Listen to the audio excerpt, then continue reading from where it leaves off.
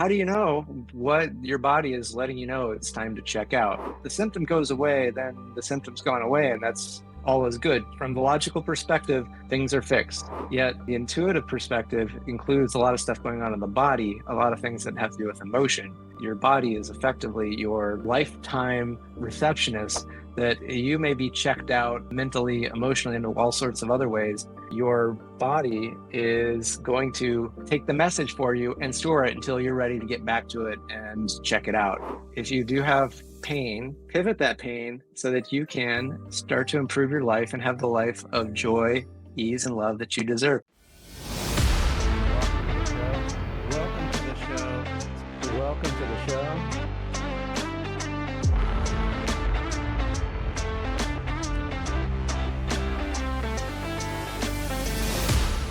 Today, I'm going to be talking about pivoting your pain with a focus on your physical pain. So I want to start with a quote from Albert Einstein. The quote is, "The intuitive mind is a sacred gift, and the rational mind is a faithful servant.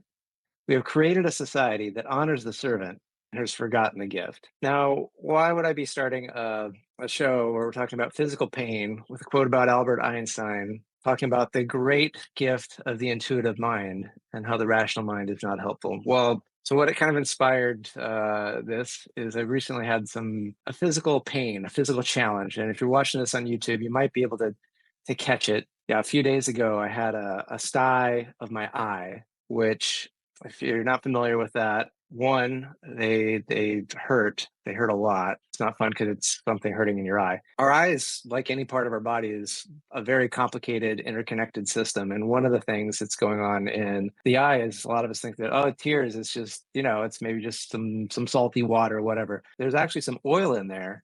There are mini glands that line our lids that secrete a little bit of an oil. Our tears are not just wet, but they're oily, so it lubricates our eyes so we don't get dry eyes.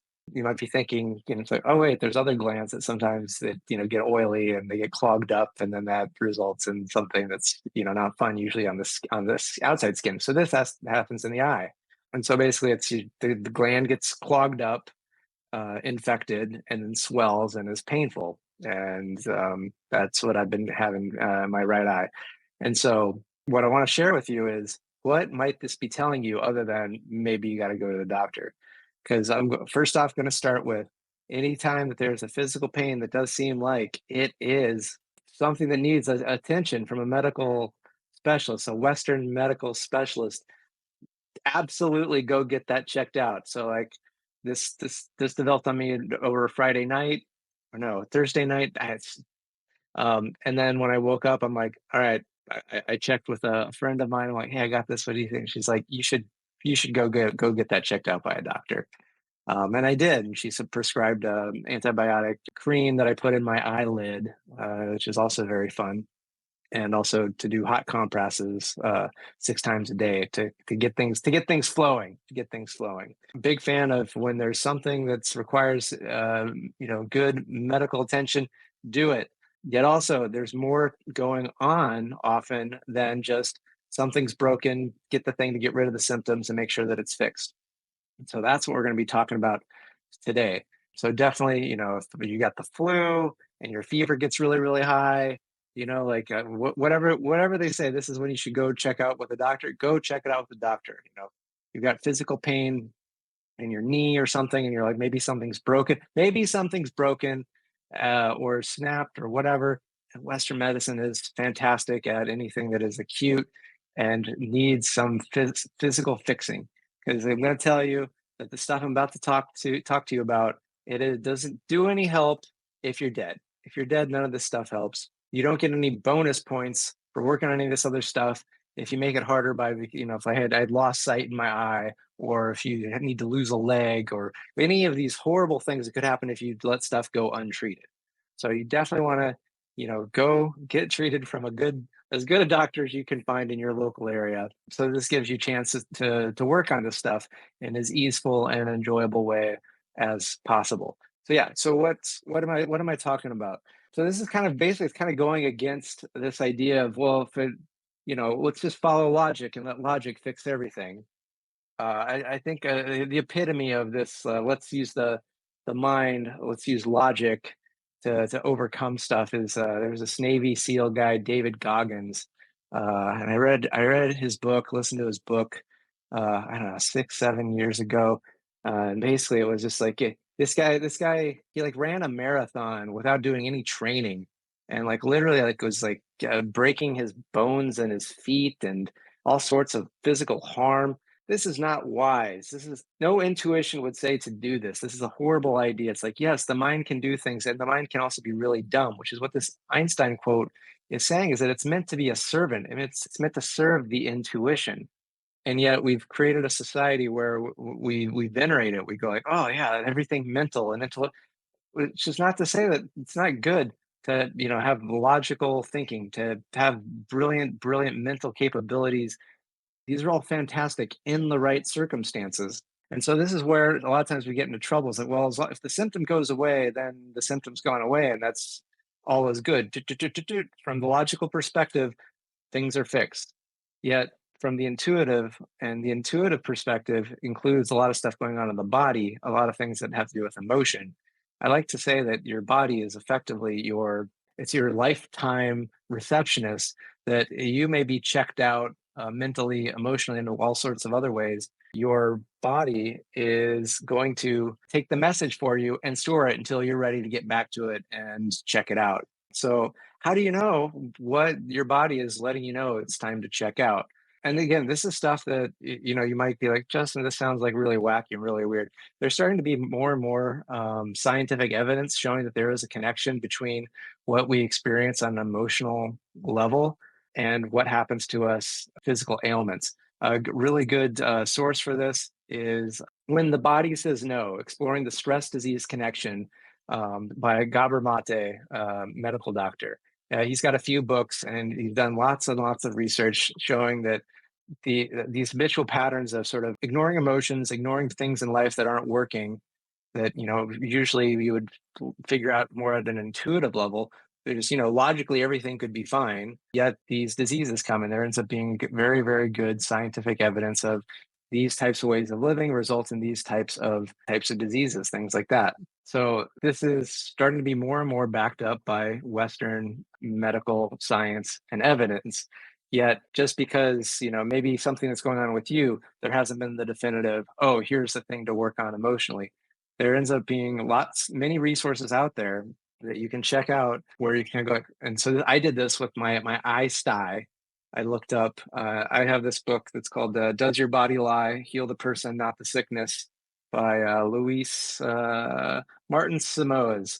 And I'll have the link in the show notes there for it. There's others. There's another one from Louise Hay. It's called You Can Heal Your Life. And you can also probably even try Googling like metaphysical cause of and whatever your ailment is. So I looked up, sty, sty in the eye. What's the cause of that? I look up and basically it's, oh, there's something that you're seeing in your life that you don't like, that you can't handle, or it's not appetizing or good for you, or something like that. And and it's like, oh man, there'd been stuff going on with the relationship with my dad recently, some challenges, some things that I wasn't liking how they were and how I thought they were going to be going. And so keep in mind, I'd already gone to the doctor. I'm doing my compresses. I'm doing the antibiotic treatment. I'm doing this. Yet it took me, for a day and a half. I was like, oh, this sucks, right? But then I'm like, all right, what else might be going on here?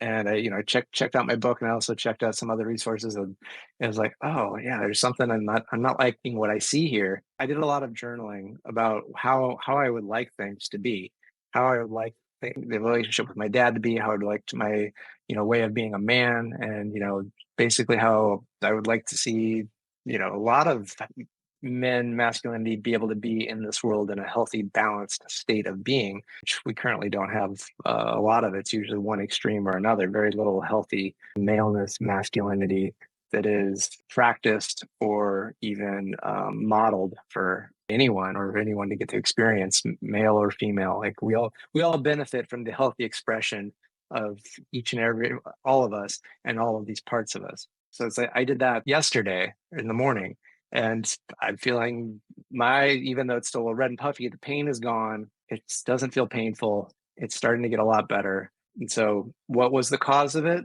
Was it this sort of mental emotional work, or was it just the result of the antibiotic and the topical and doing the compresses? Who knows? I'm just happy that it's over in a couple of days instead of sometimes they say, oh, this could take 1 to 2 weeks to resolve, that type of thing. This isn't the first time that I've experienced this. I had another incident where I had ended up getting I think I even might have talked about this on a podcast, got a really bad case of hives, which is these like puffy, itchy, it's usually considered an allergic reaction.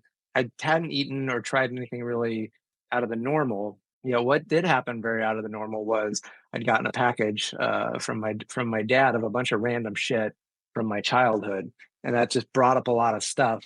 And I was like, okay, let me go look up. And I don't care if you get this book or not or whatever. I don't get anything for it. It's just I found it helpful. It's one of the things sometimes with friends and things like that. I'll be like, hey, if you're open to this, I can check this out in the book. And I'd say like the majority of the time I read, hey, you're having this challenge. It says this could be something that might be worth looking at in your life. And they usually go, oh my gosh, yeah, that resonates. That's something that's been bugging me. Emotional, mental cause possibly of the hives. And again, I went and I got antihistamines and all these other things. Is somebody got under your skin, and like this getting this package kind of got under my skin. And when I expressed this to my dad, is the next day I woke up, hives completely gone.